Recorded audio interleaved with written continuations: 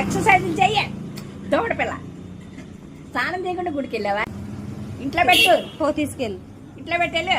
నువ్వు పాలు లేదా? లేదు నా తల్లి అది మొయ్యలేక కుదరలా. ఏదో ఒకటి తీసుకో, రెండిట్లో ఏదో ఒకటి తీసుకో లోపలికి. దోడ రమ్మను రమ్మను, దాదా ఆడుకుందాం రా. ఒక మేకనే ఒక కుక్కనే పడతావు. అదిగో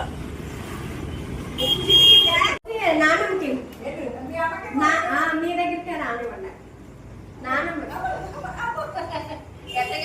మళ్ళీ